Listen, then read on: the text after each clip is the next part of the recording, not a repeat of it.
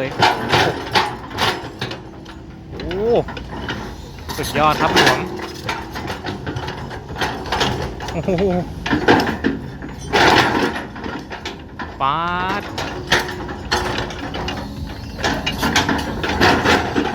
โอ้หลวมขนาดเลยคันนี้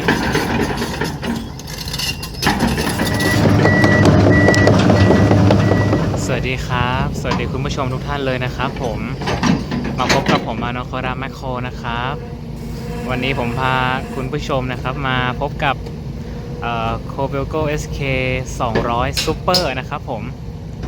คันนี้ก็รถออกจะสุขภาพไม่ค่อยดีเท่าไหร่นะครับแต่ว่าก็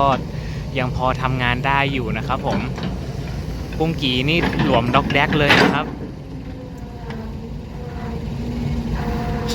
นี่ครับผมเวลางัดดินก็จะมีหอนนิดนึงนะครับเหมือนเขาเร่งเครื่องไม่เต็มที่นะครับผมวันนี้มี6ล้อเข้ามาหลายคันเลยนะครับอยู่ที่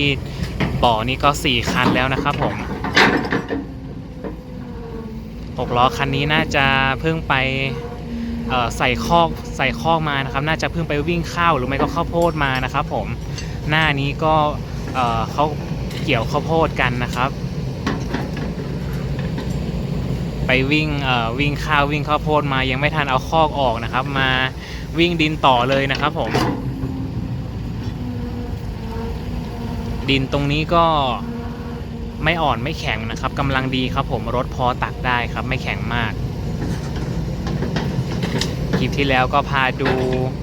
ซานี่นะครับซานี่ SY 205C กันไปหมาดๆมาเดี๋ยวคลิปนี้มา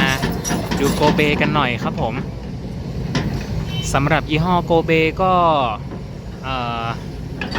มีหลายรุ่นนะครับที่เป็นรุ่นเก่าที่ยังเป็นรุ่นอมตะนะครับผมเป็นรุ่นยอดนิยมสำหรับใครหลายๆคนนะครับผมสำหรับคนที่ทำธุรกิจรับเหมารถแมคโครรถ6ล้อนะครับที่เป็นคนที่เขาค่อนข้างมีอายุนะครับอย่างรุ่นพ่อรุ่นลุงนะครับผมที่เขาคุ้นเคยโอ้สุดยอดครับผมโอ้โหปาด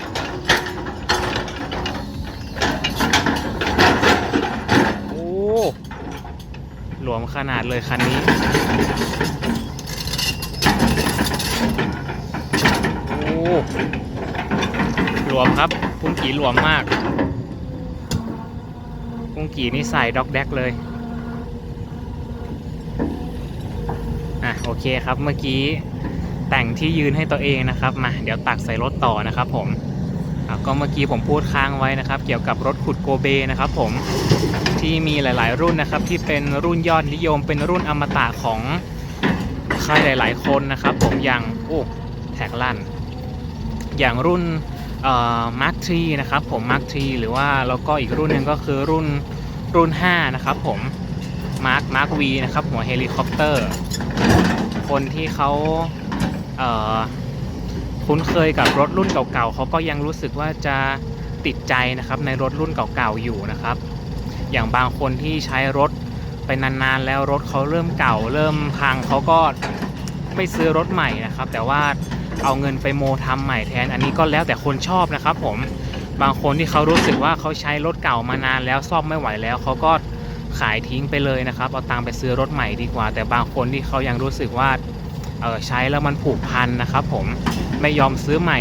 เอาตังค์ไปโมรถตัวเองทำใหม่ดีกว่าทำเครื่องทำปั๊มทำสีนะครับภายนอกภายในอันนี้ก็แล้วแต่คนชอบนะครับผม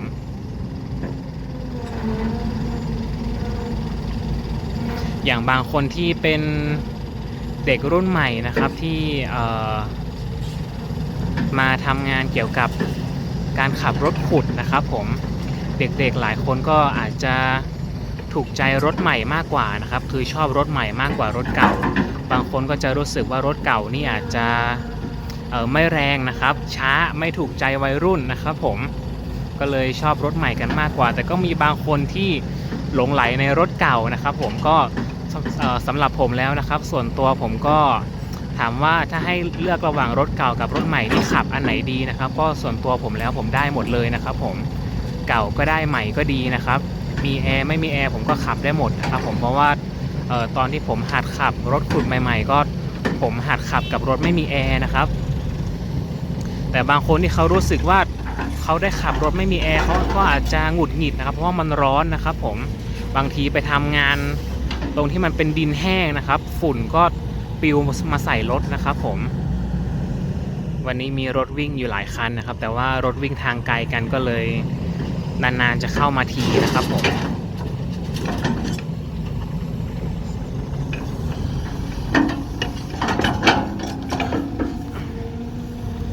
เข้าไปดูปุ้งกี่ใกล้ๆครับคันนี้ปุ้งกี่หลวมสุดยอดเลยครับผม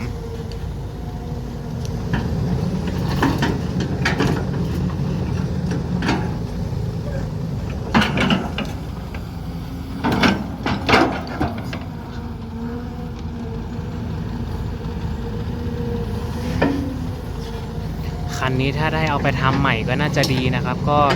แต่ว่ารถก็ยังพอทำงานได้อยู่นะครับผม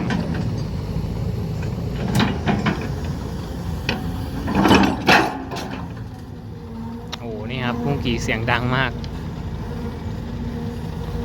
แรงงัดแรงตัดก็ถือว่ายังโอเคนะครับใช้ได้ครับผมใช้ได้โอ้ดินตรงนี้สวยจัง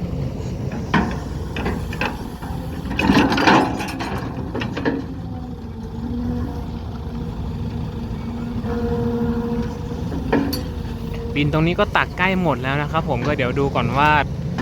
เศษจากตรงนี้จะย้ายไปบ่อไหนนะครับผม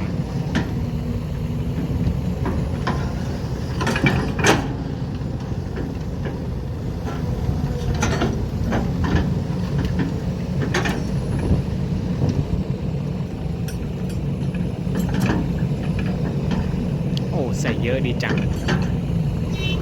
โอเคครับเรียบร้อย